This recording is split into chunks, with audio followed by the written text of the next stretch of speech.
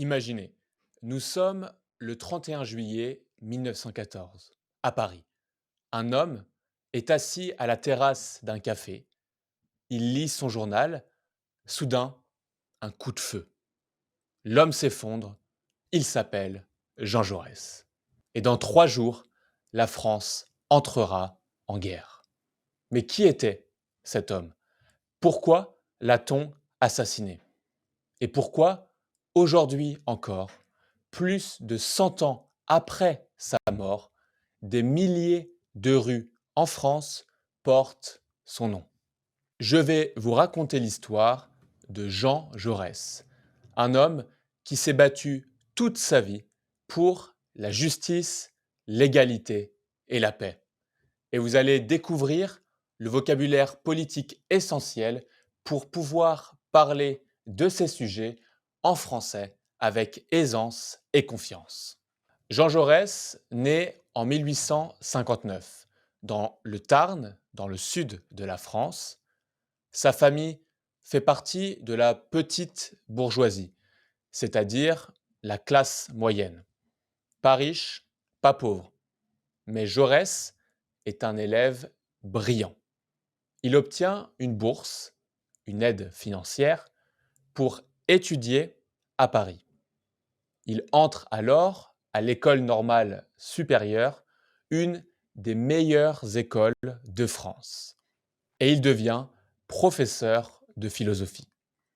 À 26 ans, en 1885, il est élu député. Un député, c'est un représentant du peuple à l'Assemblée nationale, qui est le Parlement français. Et Jaurès devient le Benjamin de la Chambre des députés, c'est-à-dire qu'il est le plus jeune député. Au début, il est républicain modéré, mais progressivement, il s'oriente vers le socialisme. Pourquoi? Parce qu'il voit les injustices sociales. Il voit les ouvriers qui travaillent dans des conditions terribles et il décide de se battre pour eux. Mais comment un professeur de philosophie devient-il un des hommes politiques les plus importants de France? Eh bien, tout commence avec une grève. D'ailleurs, si vous souhaitez enrichir votre vocabulaire politique en français, comprendre et utiliser des mots essentiels comme la grève, justement, j'ai préparé un guide entièrement gratuit pour vous. Vous y trouverez 50 mots et expressions indispensables avec des définitions simples, des exemples concrets, des petits exercices et même des audios pour la prononciation. Pour le télécharger, il suffit d'aller dans la description de l'épisode ou dans les notes du podcast selon l'endroit où vous m'écoutez. C'est totalement gratuit, alors profitez-en. Et maintenant, reprenons notre histoire. En 1892, dans la ville de Carnot, dans le Tarn, des mineurs se mettent en grève. Une grève, c'est quand les travailleurs arrêtent de travailler pour protester. Alors pourquoi cette grève? Eh bien, un de leurs collègues a été élu maire de la ville, mais son patron le licencie, c'est-à-dire qu'il le renvoie. Et il va donc perdre son travail à cause de ses activités politiques et syndicales. Jaurès prend alors la défense des grévistes, il écrit des articles dans les journaux, il milite, c'est-à-dire qu'il se bat activement pour que les ouvriers aient le droit de participer à la vie politique. Et cette grève, c'est un tournant dans la vie de Jaurès. C'est le moment où il devient vraiment socialiste. À partir de là, il n'aura de cesse de défendre les travailleurs. Il soutient aussi, par exemple, la grève des verriers d'Albi. Et cette grève aboutit à la création de la verrerie ouvrière d'Albi, qui est une entreprise autogérée, c'est-à-dire gérée par les ouvriers eux-mêmes et pas par un patron. Mais le combat le plus célèbre de Jaurès, c'est l'affaire Dreyfus.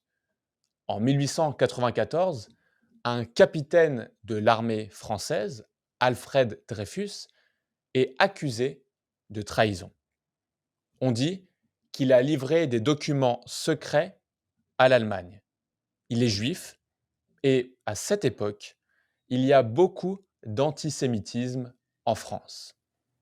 Au début, Jaurès pense que Dreyfus est coupable.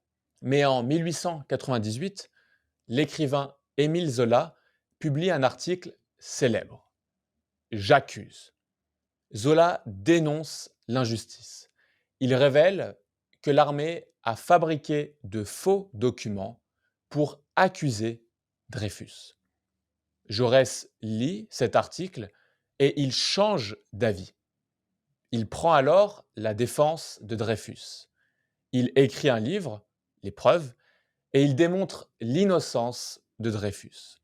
Et il pointe, c'est-à-dire qu'il montre du doigt la culpabilité de l'armée française.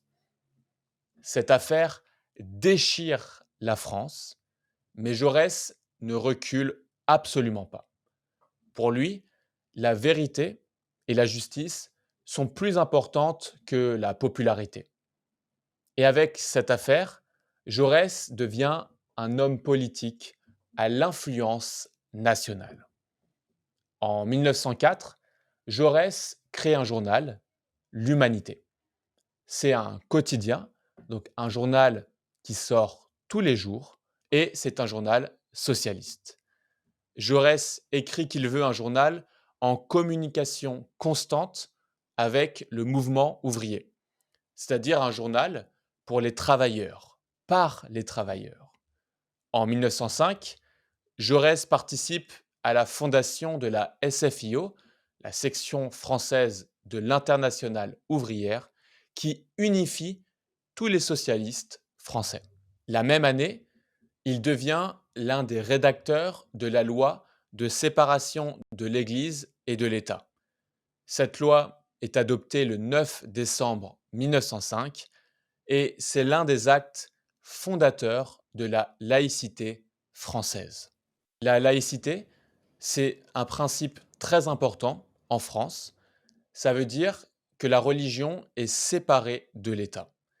L'État est neutre, il ne favorise aucune religion. Pour Jaurès, c'est essentiel pour garantir la liberté de conscience et l'égalité entre tous les citoyens. Mais le combat le plus important de Jaurès, c'est peut-être son combat pour la paix. En 1914, l'Europe est au bord de la guerre. Les tensions entre les pays sont énormes. Les nationalistes veulent la guerre. Ils pensent que la France doit se venger de l'Allemagne. Mais Jaurès, lui, est pacifiste. Il veut la paix. Il prône la négociation, le dialogue. Il dit on peut résoudre les conflits sans violence. Il fait des discours, il écrit des articles, il voyage en Europe pour convaincre les autres leaders politiques d'éviter la guerre. Mais ces discours dérangent. Les nationalistes le détestent, ils pensent qu'il est un traître. Le 31 juillet 1914, Jaurès est au Café du Croissant à Paris. Il dîne avec des amis. Soudain, un jeune nationaliste extrémiste, Raoul Villain, entre dans le café, il sort un pistolet et il tire. Jaurès s'effondre. Il meurt quelques minutes plus tard. 3 jours après son assassinat, la France entre en guerre. Et la Première Guerre mondiale commence. Elle durera 4 ans. Elle fera des millions de morts. Et beaucoup de Français se demandent: et si Jaurès avait vécu, aurait-il pu empêcher la guerre? Bonne question. En 1924, 10 ans après sa mort, les cendres de Jean Jaurès sont transférées au Panthéon, à Paris. Le Panthéon, pour rappel, c'est le temple où la France honore ses grands hommes. Aujourd'hui, Jean Jaurès figure parmi les personnalités les plus représentées sur les plaques de rue en France, avec Charles de Gaulle, Victor Hugo et Louis Pasteur. Sa mémoire est partout et son combat pour la justice, l'égalité et la paix continue d'inspirer des millions de Français. Maintenant, récapitulons le vocabulaire que nous avons appris aujourd'hui. Se mettre en grève, par exemple, les ouvriers se sont mis en grève. Licencier, le patron l'a licencié. Militer, il milite pour les droits des travailleurs. Déchirer le pays, l'affaire Dreyfus a déchiré la France. Pointer, la culpabilité, par exemple, il a pointé la culpabilité de l'armée. La laïcité est un principe fondamental en France et prôné. Il prônait la négociation, par exemple. Maintenant, vous connaissez l'histoire de Jean Jaurès, un homme qui s'est battu pour ses idées, un homme qui a été assassiné parce qu'il voulait la paix. Et la prochaine fois que vous verrez une rue Jean Jaurès en France, et il y en a des centaines, vous penserez à lui. Vous penserez à son courage, à son engagement. Petite anecdote personnelle, j'ai grandi dans le 19e arrondissement à Paris. Et devinez où exactement? Eh bien, à 2 pas de la station de métro Jean Jaurès. Et vous n'allez pas me croire si je vous dis que j'ai appris qui était cet homme seulement vers mes 16 ans. Pendant des années, je passais devant la station tous les jours sans jamais me poser la question.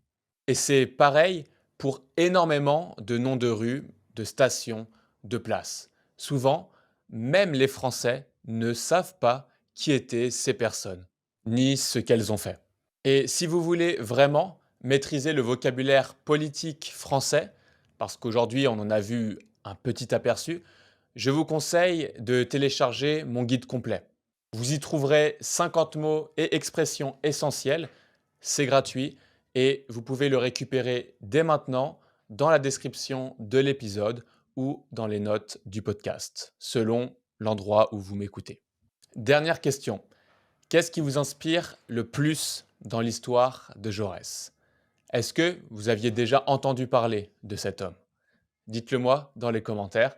Et si vous avez aimé l'histoire de Jean Jaurès, vous allez aussi adorer mon histoire sur Clovis et Charlemagne, les 2 rois qui ont créé la France. C'est une vidéo parfaite pour le niveau intermédiaire et vous allez découvrir comment la France est née. Et vous allez apprendre encore plus de vocabulaire historique. Alors vous pouvez cliquer sur la vidéo qui apparaît maintenant à l'écran. Et je vous souhaite une très bonne journée. C'était Charles. Ciao!